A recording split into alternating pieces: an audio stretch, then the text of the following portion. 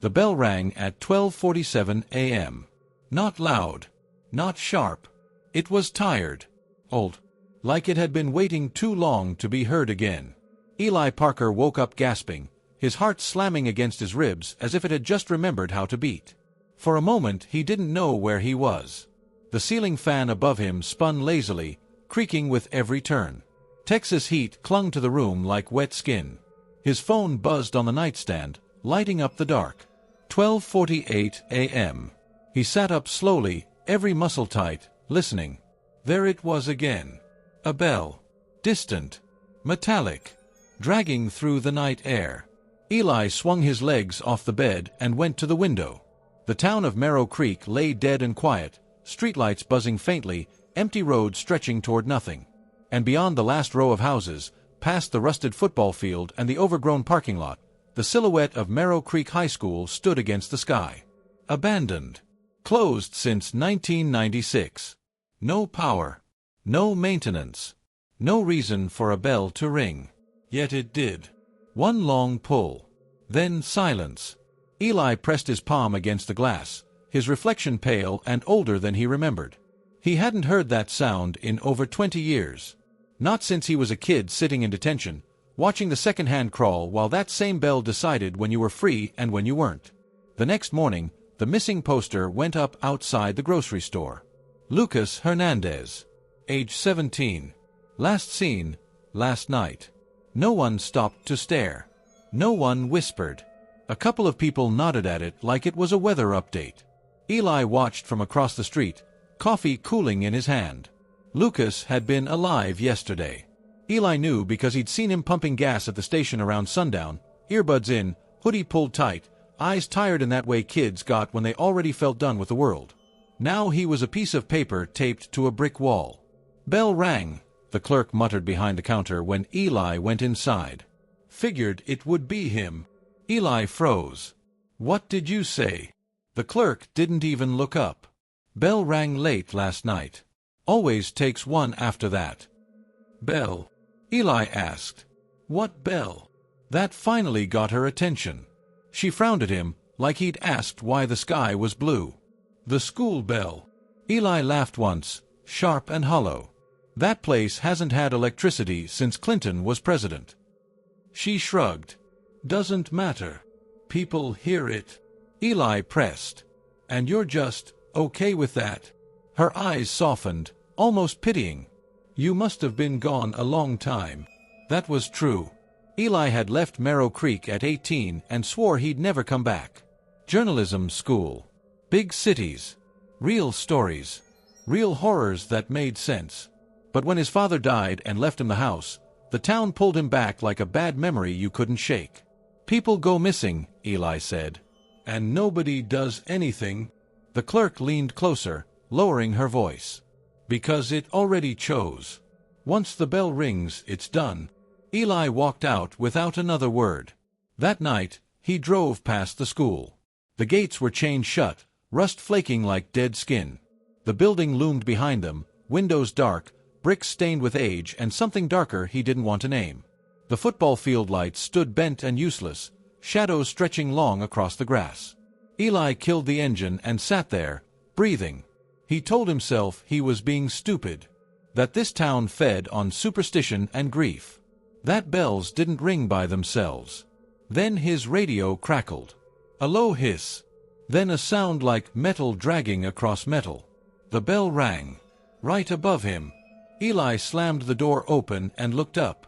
The bell tower sat atop the main building, silhouetted against the moon. And for a split second, just long enough for his stomach to drop, he thought he saw movement behind the broken glass. A shape. Thin. Still. Watching. He didn't sleep that night. Neither did the town. By morning, Lucas Hernandez's poster was gone. No explanation. No funeral. No police tape. It was like he'd never existed.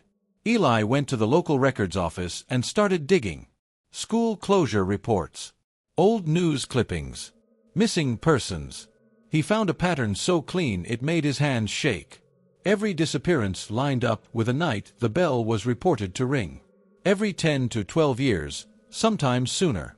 sometimes closer together, like it was getting impatient.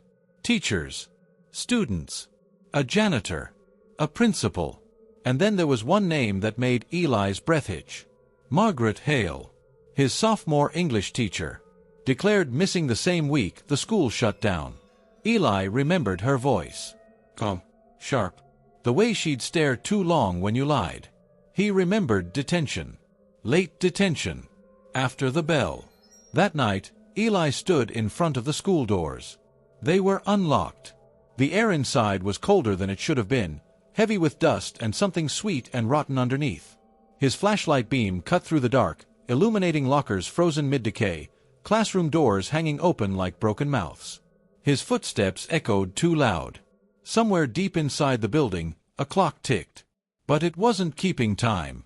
Eli moved toward the main hallway, heart hammering, memories clawing their way back.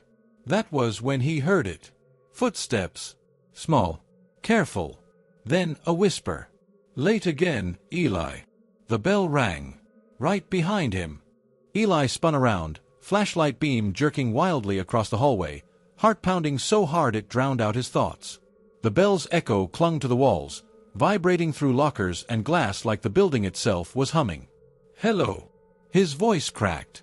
It sounded wrong here, like speech didn't belong inside these halls anymore. Silence answered him. Thick. Smothering. Then the footsteps again. Slow. Measured. Child-sized. Eli forced himself forward. Every instinct screamed at him to run, to get back to the car, to leave this town and never look back. But something heavier than fear pulled him deeper. Guilt, maybe, or curiosity twisted into something darker. The hallway lights flickered. Not on. Just flickered. Like something was trying to remember how electricity worked. Classroom 214 stood open at the end of the hall. His old English room. Margaret Hale's classroom. The door creaked as he pushed it wider. Desks were still arranged in neat rows, dust outlining where students had once sat.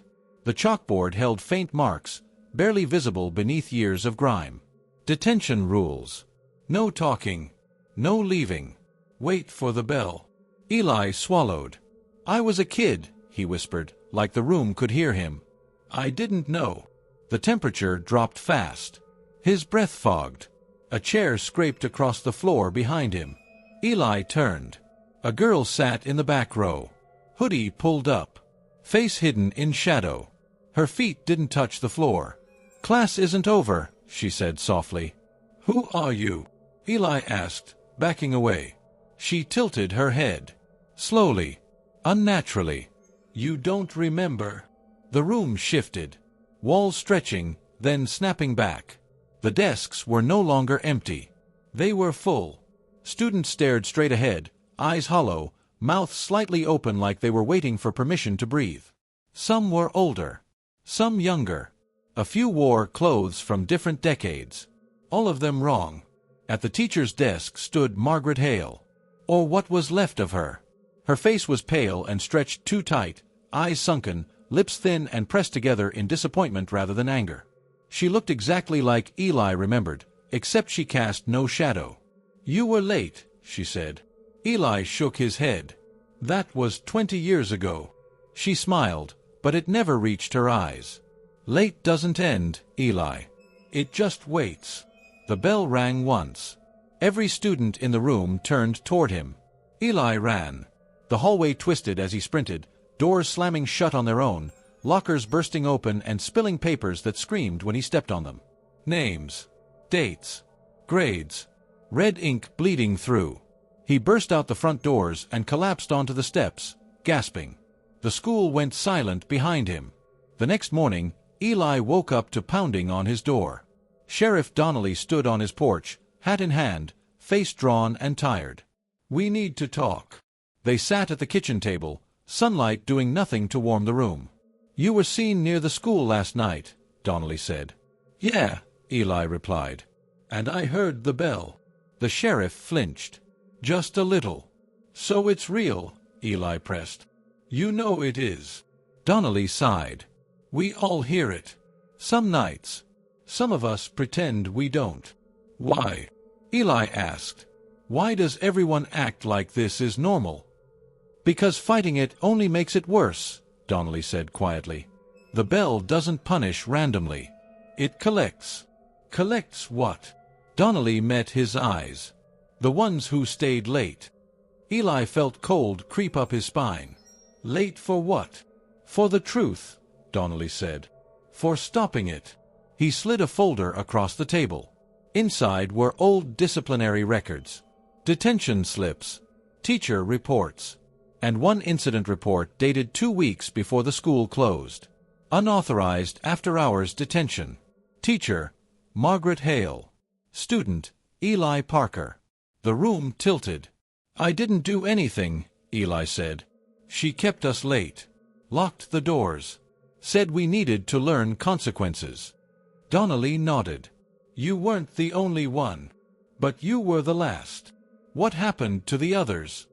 Eli whispered. Donnelly didn't answer. That night, the bell rang earlier. 11:03 p.m. Eli didn't need to look outside to know where it came from. His phone buzzed. A voicemail. No caller ID. He pressed play. The sound of children murmuring. Chairs scraping. Then Margaret Hale's voice, calm and patient. Take your seats. We'll wait for Eli. The message ended. Eli grabbed his keys. The school doors were open again, like they'd been expecting him. Inside, the hall clock finally moved, its hands spinning backward. Detention had resumed. And this time, Eli knew something terrible. The bell wasn't calling the lost. It was calling him back. The doors slammed shut behind Eli with a sound that echoed too long, too deep, like the building had lungs and had just taken a breath. The hallway lights flickered on, not bright, not steady, just enough to see where he was supposed to go. Detention hallway. The lockers were cleaner now. Less rust. The smell of dust replaced by chalk and old paper. Time wasn't broken here. It was selective. Eli's shoes squeaked against the floor as he walked. Each step felt watched, judged. The classroom door at the end of the hall was open again. Inside, the desks were filled. Not just with students.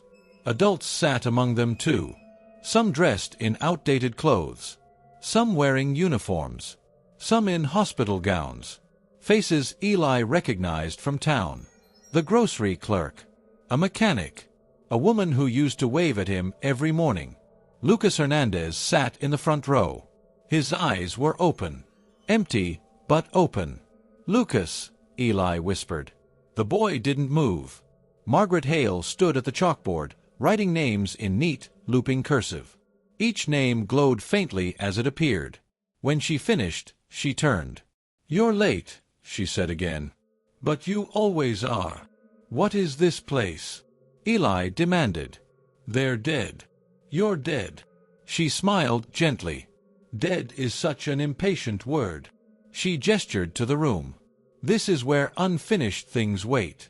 Eli stepped closer to Lucas. He's just a kid.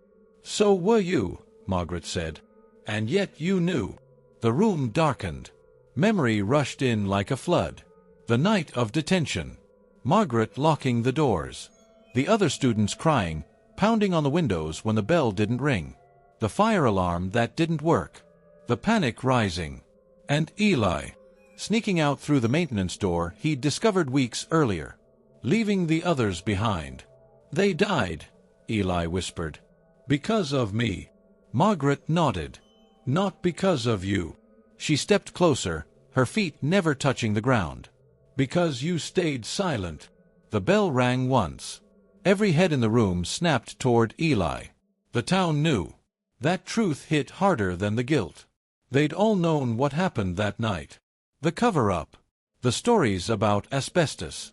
Budget cuts. Structural damage. Everyone agreeing it was easier to forget. The bell wasn't punishing sinners.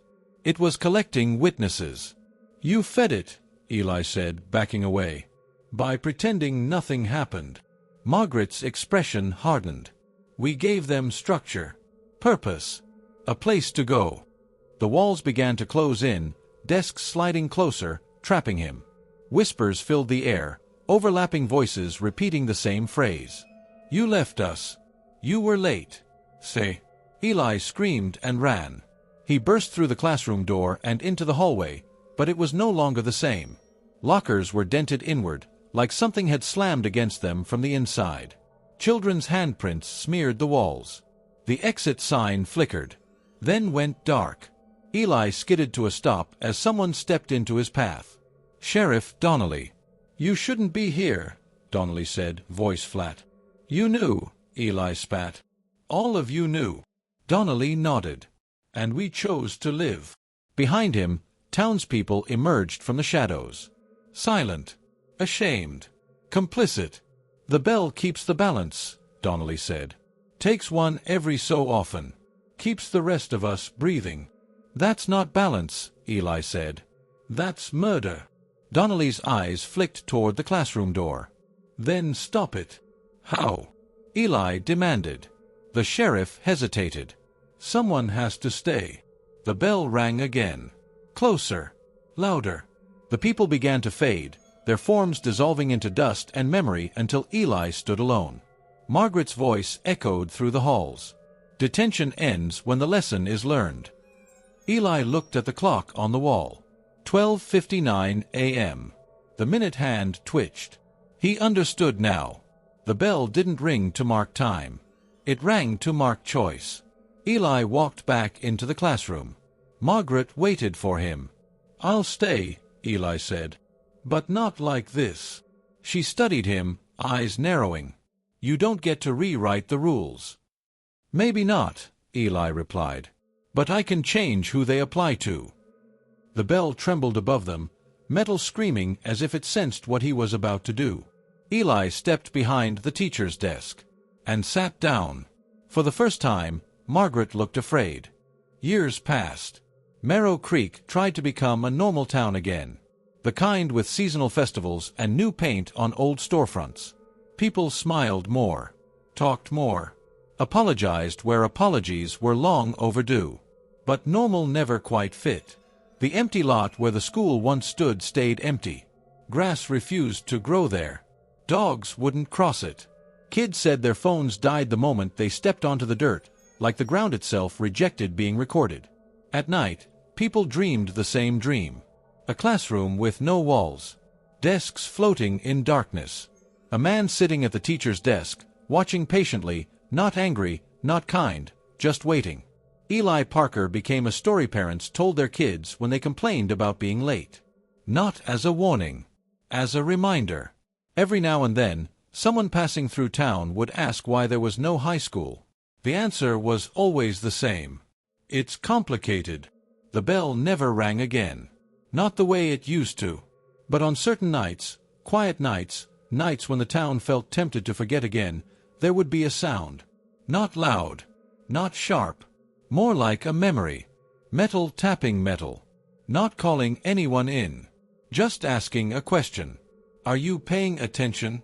And if you're listening to this right now, if you felt something twist in your chest when the bell rang in your mind, maybe it wasn't just a story. Maybe it's because every town has a place like that. A thing it pretends never happened. A moment it chose comfort over truth. And maybe the bell only rings late for those who look away. If you think you know what the bell really wanted, say it out loud. Leave it somewhere it can't be buried. And if you don't want to miss the next time it rings, stay close. Some lessons don't end. They just wait.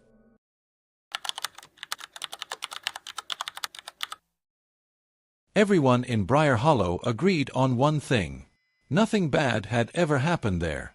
The town sat tucked between long stretches of road and dying cornfields, the kind of place people pass through without remembering. One diner. One gas station. One main street where every building looked like it had given up at the same time. Caleb Moore noticed the lie the moment he crossed the town line. It wasn't written anywhere. It was felt. Like walking into a room where a conversation had just stopped. The sign read, "Welcome to Briar Hollow, POP 2317. Someone had scratched something underneath it. Then scratched it out. Caleb parked his car and stepped out into the afternoon heat. The air smelled wrong. Too clean. Like bleach overwrought. His phone buzzed. No signal. That should have bothered him more than it did. He was here for a story. A murder that officially never happened. Caleb had been a crime reporter long enough to recognize a missing hole when he saw one. Court records skipped a year. Newspaper archives jumped from spring to winter. Police logs showed no violent crime for over 3 decades. That didn't happen by accident. Inside the diner, conversations died the moment he walked in. Forks paused mid-air. Coffee cups hovered, then slowly lowered. A woman behind the counter smiled too fast. "You passing through?" "Thinking about staying," Caleb said. "Researching the town." Her smile stiffened. "There's nothing to research. Every town has something." She leaned closer. "Not ours." Caleb ordered coffee and opened his notebook. The pen felt heavy in his hand. He wrote a single sentence. "Someone died here." The lights flickered. Not off. Just enough to notice. An old man 2 booths down whispered, "Don't." Caleb looked up. "Don't what?" The man stared into his plate. "Say it." "Say what?"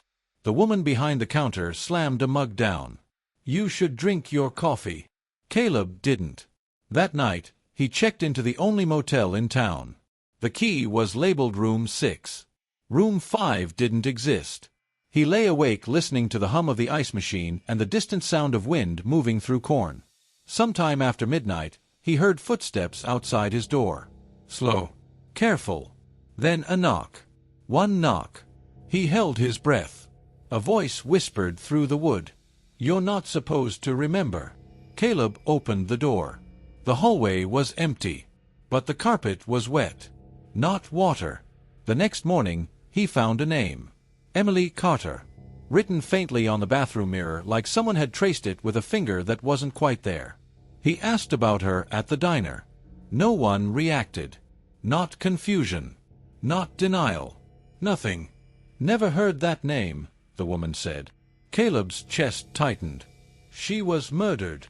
Every fork stopped. The room went silent. Then the old man from before stood up so fast his chair tipped over. "You need to leave." "Why?" Caleb asked. "If nothing happened, why are you scared?" The man's hands shook.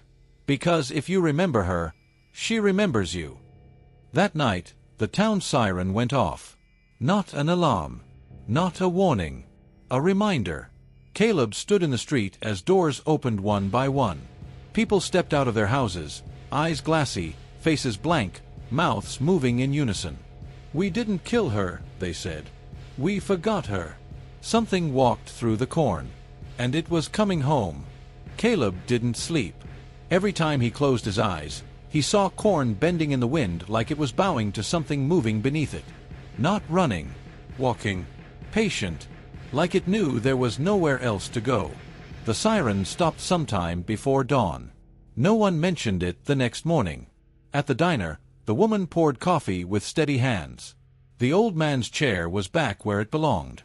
Laughter came too easily, like it was rehearsed. Caleb slid into a booth and said the name again. "Emily Carter." The spoon clattered to the floor. A girl near the window started crying without making a sound. The woman behind the counter slammed both palms down. "You're stirring things that were put to rest." "You didn't bury her," Caleb said quietly. "You erased her." The lights flickered harder this time. A picture frame fell off the wall and shattered. Inside it was a photo Caleb hadn't seen before. A class picture. Every face was clear except one. A blur in the back row. A girl-shaped absence. Emily. Caleb took the photo to the sheriff's office. The building smelled like old paper and something sour. Sheriff Nolan sat behind his desk, staring at nothing. "Why does everyone forget the same thing?" Caleb asked. Nolan didn't look up. "Because remembering hurts." "You killed her." Nolan's jaw tightened. "No. We let her die." The confession slipped out like it had been waiting years for air. Emily Carter had been 17. Smart. Angry. Loud in a town that preferred quiet. She'd started asking questions, about money missing from the school fund, about bruises on her own arms, about why certain men were never held accountable. The night she disappeared, the whole town heard her screaming. Doors stayed shut. Phones went unanswered. By morning, there was blood in the street and no body. "So you agreed to forget," Caleb said. Nolan finally met his eyes. At first it was just not talking about her. Then the dreams stopped. The guilt faded. And the town felt lighter. Outside, the wind picked up. Corn rustled like whispering voices. "You didn't forget her," Caleb said. "You fed her." That night, the motel changed. Room 5's door appeared. Paint peeling. Handle rusted. It was unlocked. Inside, the walls were covered in writing. One sentence over and over, carved deep enough to bleed. "Why didn't you help me?" Caleb backed out, heart racing. The town siren wailed again. This time, it didn't stop. People poured into the streets, clutching their heads, screaming as memories slammed back into place. Blood. Screams. Emily's face, twisted in terror and disbelief. Something rose from the corn. Not a ghost. A memory given shape.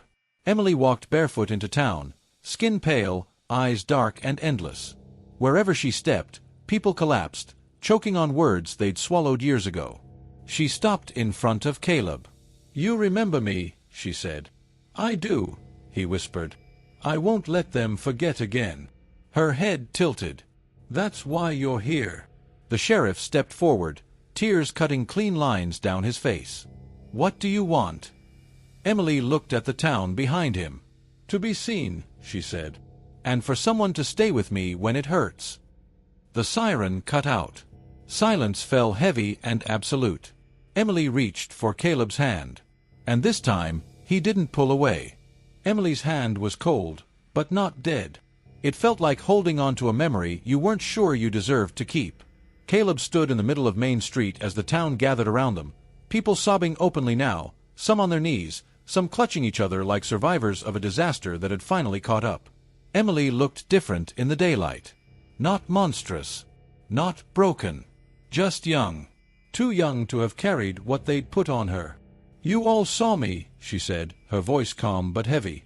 "And you chose quiet." No one argued.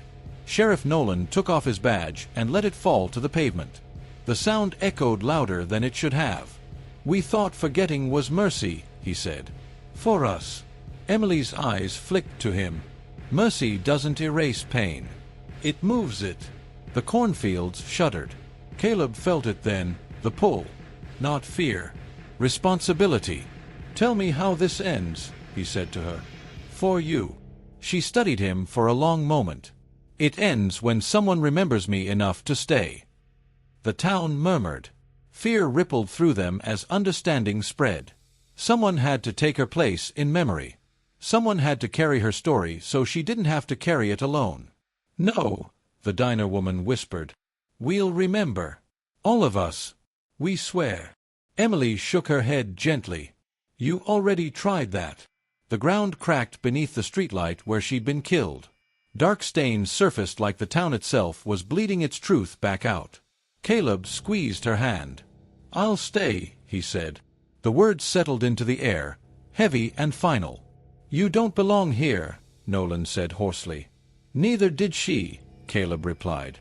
Emily's grip tightened, not in relief, but in something like gratitude. The town siren let out one final sound, not a warning this time. A goodbye. The world folded inward. When the light returned, Briar Hollow was quiet. Too quiet. The corn stood still. The air felt lighter, emptier. In the center of town stood a small stone marker no one remembered placing. Emily Carter. She was here. People cried when they saw it, not knowing why. They remembered her name. Her face. The way guilt felt like a bruise you pressed just to make sure it was still there. But Caleb Moore was gone. Some say he left town before sunrise. Others say they see him sometimes, standing at the edge of the cornfields at dusk, talking to someone who isn't there. The diner has a new rule now. If someone asks about Emily Carter, you don't change the subject. You tell them the truth. Because forgetting didn't save Briar Hollow. Remembering did. And if this story stuck with you, if it made you uncomfortable, if it felt too close, don't scroll past it. Say her name. Say his. And think about what your town pretends never happened. Some ghosts don't want revenge. They just want witnesses. Years later, Briar Hollow seemed normal again. Too normal. Streets swept. Windows clean. People walking like nothing ever happened. But Caleb Moore's choice left a mark no one could ignore. At the diner, coffee cups clinked. The old man wiped down the counter, eyes darting toward the empty lot behind Town Hall. The cornfield stretched like a wall, but sometimes, at night, the stalk swayed even when the wind was still. Stories passed in whispers now. Parents told their children about Emily Carter, not as a warning, but as a truth. Not all truths could be buried. Some needed witnesses. Sometimes, on nights when the moon was thin, townspeople swore they could hear someone walking between the corn, soft footsteps brushing the soil, a voice whispering names no one else remembered. Caleb Moore was never seen again. Some say he stayed in the town to keep Emily company. Others say he wanders beyond the fields, carrying the weight of every forgotten story, every erased scream, every town that tried to sleep with guilt. And Emily, she doesn't haunt to punish. She waits, silently, a reminder that forgetting isn't mercy. That silence carries consequences. If you find yourself in a quiet town one evening, and you feel eyes on you from the fields, don't look away. Don't dismiss it. Some stories don't end when you leave town. They follow. They wait. And maybe, just maybe, if you're listening to this, you're hearing Emily Carter's voice too. Say her name. Remember. Witness. Because forgetting isn't freedom. It's only temporary. Some ghosts only want one thing: to be seen. Years passed, and Briar Hollow tried to live in the sun. Children played in yards, couples strolled hand in hand, and the streets gleamed with fresh paint. But the town never felt whole. The cornfields on the outskirts swayed even when there was no wind, whispering secrets only the brave or foolish could hear. People spoke of Emily Carter in hushed tones, not as a ghost story to frighten children, but as a truth they could not forget. The empty lot where she had vanished remained untouched. No flowers, no mockers, only soil dark and rich, as though holding every memory the town had tried to bury. Caleb Moore was gone. Some say he had taken Emily's hand and vanished into the corn, becoming part of the memory himself. Others whispered they saw him standing at the edge of the field, watching over the town, ensuring no one forgot.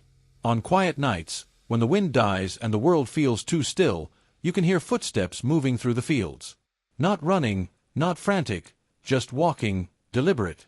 And sometimes a voice murmurs your name, asking if you remember. The lesson of Briar Hollow is simple. Forgetting is not mercy.